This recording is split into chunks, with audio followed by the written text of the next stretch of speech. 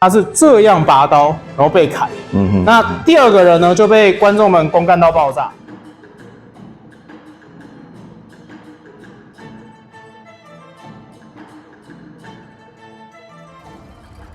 詹老师啊，我们居合拔刀的比赛啊，已经办2、3届了，我们的馆内赛。那统整下来，大概只有横发、直发跟逆发。那我想请老师稍微解释一下这3个到底是什么，然后为什么是这3个最多？基本上反正你已经被绑在左边腰带了嘛，所以你的角度其实已经受限了。那这3个角度大概也只能从这边做了。例如说第一个是立发，由下往上拔，由上往下攻击，就劈了。那第二个是横向的，对，从侧向出来。OK， 横发刀。横发刀。第3个是逆发刀，撩的。那就算是你，我待会从右边出刀，但我出刀角度还是会从这边开出来。OK， 我不会从这边绕到这边，然后拔出来这样砍，因为太远了嘛。对，所以不管怎么样，你的角度大概就这几个角度而已。OK， 做变化，哪怕你转一圈，大概也还是从这边。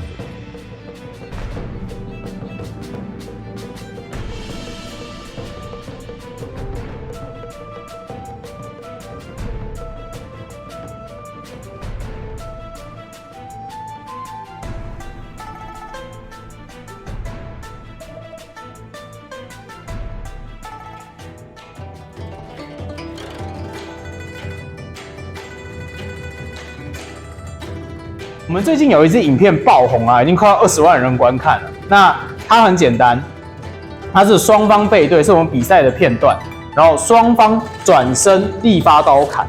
那其中一个呢，攻击成功的是转这个从这个方向往后转，这样子砍，攻击成功。那另外一边攻击失败的呢，是往这个方向转。他是这样拔刀，然后被砍。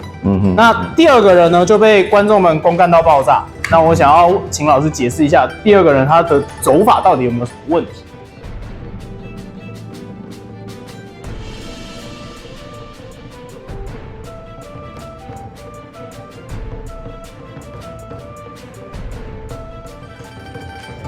的确，我们在发刀的时候是，例如说我左边配刀嘛，那我往后面做动作，以我这只脚右脚为轴心，做动作会最快。对，因为我往前一步，刀就出来了。对，这是最快的嘛。对，好，那至于刚才说失误那个其实招法上的失误，不能说它不对。OK， 因为就我们的概念而言，我们的步伐是灵活的。对，这个步伐并不是说我练怎么招就一定是这个样子。是，那以刚才动作而言，我们可以把它延伸出来。例如说，我今天在做这个动作的时候，我是退后上拔。OK， 那在做这个动作的同时，如果以刚才那个节奏而言的话，像你今天如果一样过步斩，那个回来劈，那我这个动作不是直接进入受流了？对，没错。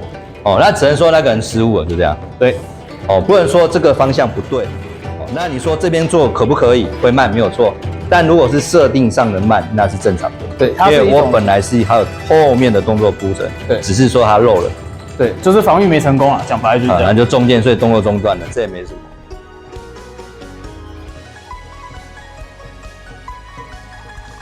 张老师啊，有的人在问啊，为什么我一定要拔刀就攻击？我可不可以啊，先拔刀后退，再攻击？对，那这个到底可不可以？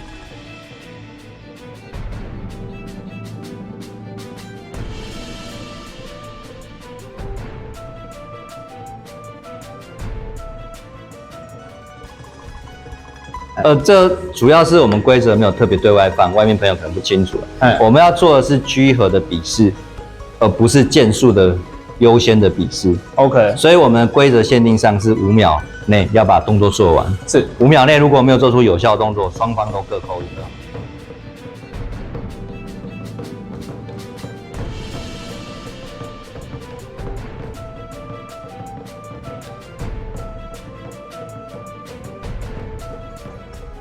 居合的有效跟剑术的有效差在哪里？居合的话，它比较像是处理突发状况，是，所以我的动作不是在为后面的对峙做准备，而是在对峙前。OK， 所以我在做的是预想。OK， 简单讲，我们双方在互相猜测对方的动作。是哦，所以他讲叫应付突发状况，是，而不是我今天2把人剑拔出来那边对，那我干嘛说在鞘内？ OK， 当我有时间拔剑，我就不需要考虑鞘内的事情。OK， 哦，所以举例来讲叫决胜于鞘内，哦，胜跟负在鞘内已经决定了。是，懂吗？所以说我们在做，并不是以这个比赛而言，我不是要做剑术的呈现，我要呈现的是居合的概念。了解啊，那当然因为器材上的限制，所以居合这种会比较少一点。那我们现在器材上有突破，所以有这个效果。